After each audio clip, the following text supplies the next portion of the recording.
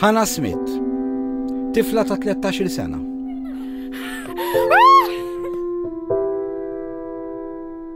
Hannah was a really bubbly person. She loved messing about. She loved having play fights with me. She loved going out on the trampoline. She had a trampoline out in the back garden. She loved going on that. Hannah tagħmel suwicidju fil-kamra tagħha minħabba bullying fuq l-internet. Dan Dave, Mr. Hannah. Ma Dave intqajna fid-dar tiegħu. Fl-istess dar li fiha stabet mejta bintu Hannah.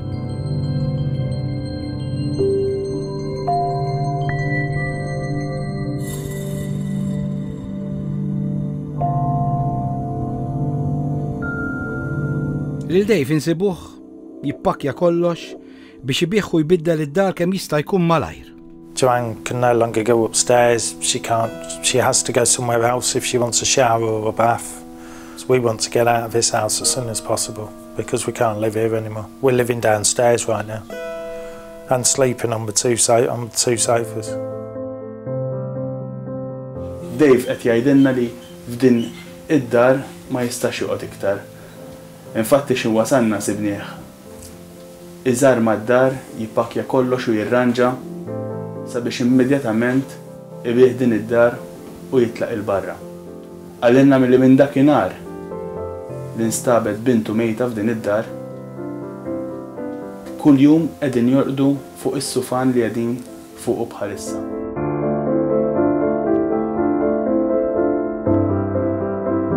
Tlieta ta' Awwissu. Dave iqumu jmur għall-ġurnata xogħol.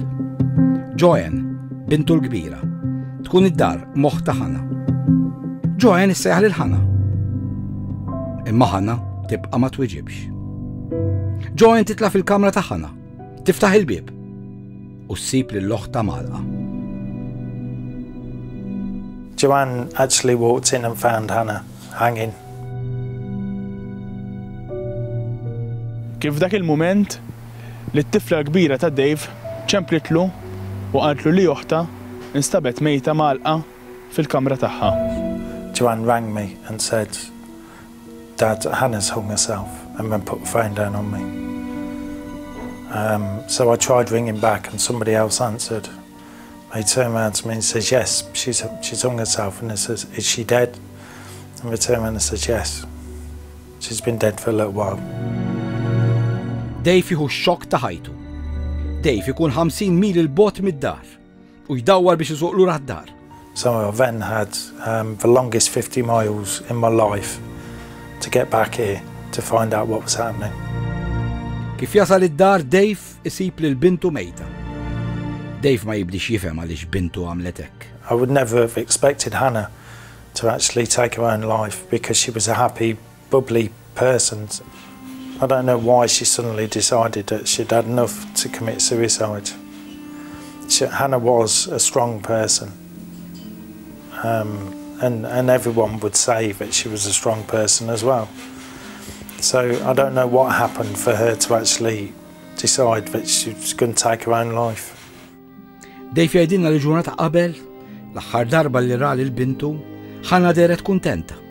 The day before, Hannah was absolutely fine. At 10 o'clock I went to my bed because I get up early to go to work. Went into her and says, "Well, I'm off to bed, Hannah, good night." And she was fine, yeah. She said, "I love you, Dad, good night." Smiling at me.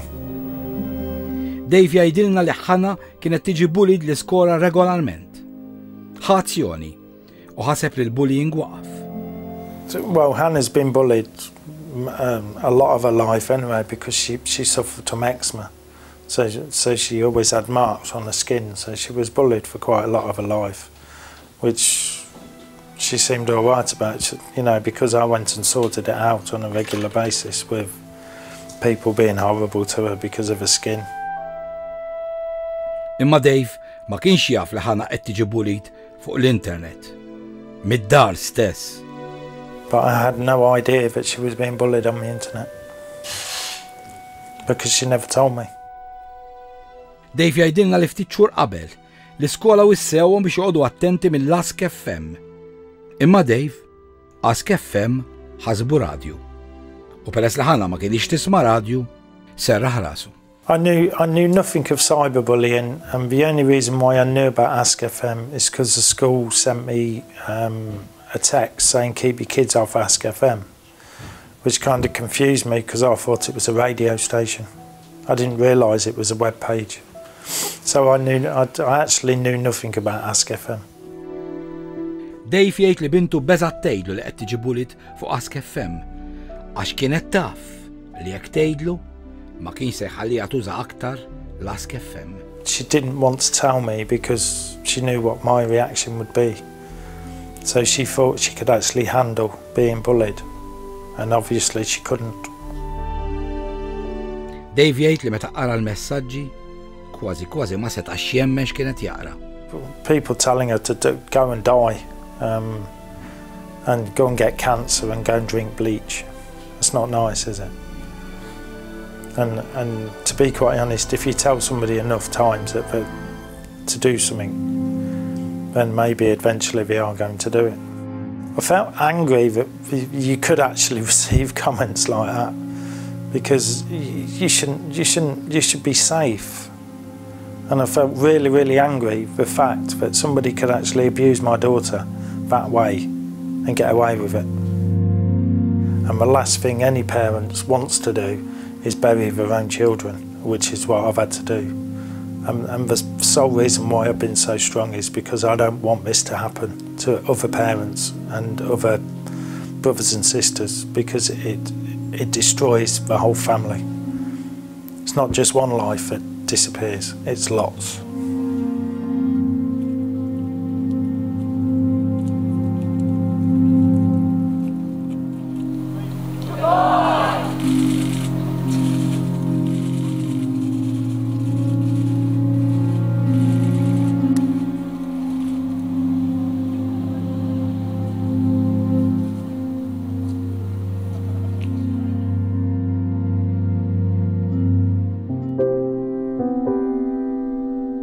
Dave jħodna fil-bitħa tad-dar, fil-post fej bintu ħana tant labet.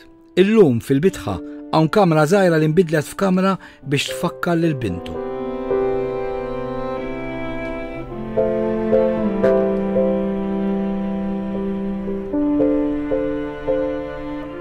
Kamra li fiha l-fdalijiet ta' bintu, ġo vażett.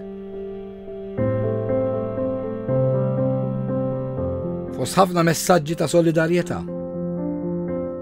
Mewt ikkaġunata mill-bullying fuq l-internet.